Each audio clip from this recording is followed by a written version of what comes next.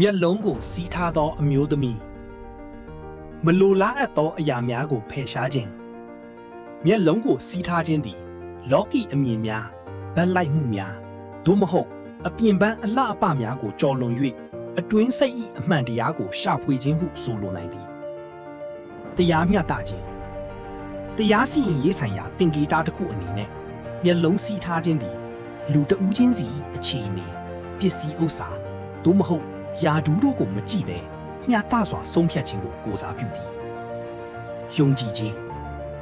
မမြင်ရသည့်အရာကိုယုံကြည်ခြင်းသို့မဟုတ်ရုပ်ပိုင်းဆိုင်ရာအမြင်ထက်ဝိညာဉ်ရေးရာအမြင်ကိုပုံမူအားကိုးခြင်းကိုဖော်ပြသည်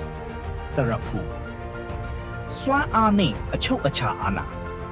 တရဖူသည်မိမိကိုမိမိပိုင်ဆိုးနိုင်ခြင်းကို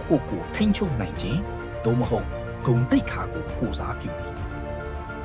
အောင်မြင်မှု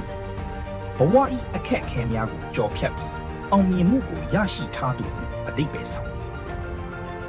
တိမ်ငှက်၏သင်္ကေတများလွတ်လပ်ခြင်းတိမ်ငှက်သည်ကောင်းကင်ဘုံ၌လွတ်လပ်စွာပြန်တန်းနိုင်သူဖြစ်သည့်အတွက်စိတ်ဓာတ်ပိုင်းဆိုင်ရာလွတ်လပ်မှုကိုအကြီးမားဆုံးကိုးစားပြုသည်မြင့်မြတ်သောအမြင်တိမ်ငှက်သည်အလွန်ဝေးလံသောနေရာမှအရာဝတ္ထုများကိုရှင်းလင်းစွာမြင်နိုင်စွမ်းရှိသည်ထို့ကြောင့်မျက်လုံးစီးထားသောအမျိုးသမီးနှင့်တွဲဖက်လိုက်သည့်အခါပြင်ပအမြင်ကိုပိတ်ထားတော့လေတိမ်ငှက်ကဲ့သို့ထက်မြက်သောအတွင်းစိတ်အမြင်နှင့်ပညာဉာဏ်ကိုပိုင်ဆိုင်ထားသူဟုအတိတ်ပဲဆောင်သွားသည်ရဲရင့်မှုနှင့်ခေါ်အား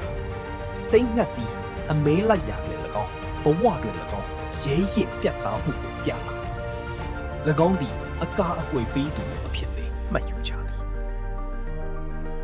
ဓာတုဒီဇိုင်းတစ်ခုလုံးကိုပေါင်းစပ်ကြည့်ရင်ပြင်ပကဘာ၏ရှုပ်ထွေးမှုများကိုမျက်ကွယ်ပြု၍မိမိ၏အတွင်းစိတ်ဉာဏ်ပညာနှင့်ခွန်အားကိုအဓိကထားကာ